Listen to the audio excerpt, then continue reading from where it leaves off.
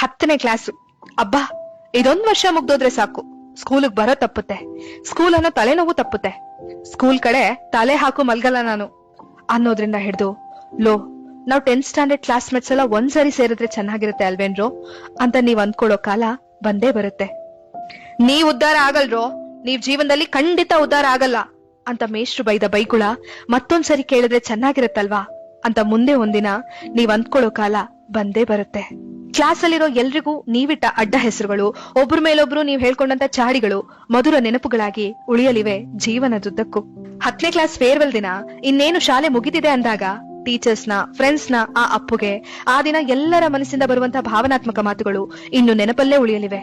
Slam book ಅಲ್ಲಿ ಬರ್ದಿರೋ goals ಗಳು reach ಆಗ್ತಿರೋ ಇಲ್ವೋ ಗೊತ್ತಿಲ್ಲ, ಸ್ನೇಹಿತರು ನಿಮ್ಗೆ ಸಿಗದೆ ಇರೋಷ್ಟು ದೂರ ಮಾತ್ರ ಹೊರಟು ಜೀವನ ಕಟ್ಕೋತಾರೆ. 10ನೇ ಕ್ಲಾಸ್ ಪಾಸ್ ಆಗೋಕೆ ನೀವ್ ಎಷ್ಟು ಚಾಪ್ಟರ್ಸ್ ಓದಿರ್ತಿರೋ ಏನೋ ನೆನ್ಪಿರಲ್ಲ, ಆದ್ರೆ ನಿಮ್ ಬದುಕಲ್ಲಿ 10ನೇ ಕ್ಲಾಸ್ ಅನ್ನೋದೇ ಒಂದು ದೊಡ್ಡ ಚಾಪ್ಟರ್ ಆಗಿ ಸದಾ ಉಳಿಯುತ್ತೆ.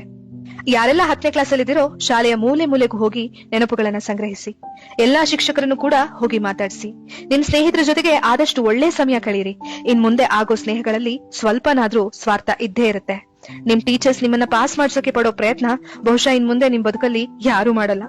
ಈ ಸ್ಪರ್ಧಾತ್ಮಕ ಜಗತ್ತಿನಲ್ಲಿ ನೀವೊಬ್ರು ಸ್ಪರ್ಧಿ ಆಗ್ತೀರಾ. ನೀವ್ ಸೋತಾಗ ನಿಮ್ಮನ್ನ ಮೇಲೆಬ್ಸೋ ಶಿಕ್ಷಕರು ಸಿಗೋದು ಬಹಳ ಕಷ್ಟ. ಎಲ್ಲ ಸುಂದರ ನೆನಪುಗಳ ಹೊತ್ತು ಜೀವನ ಮುಂದೆ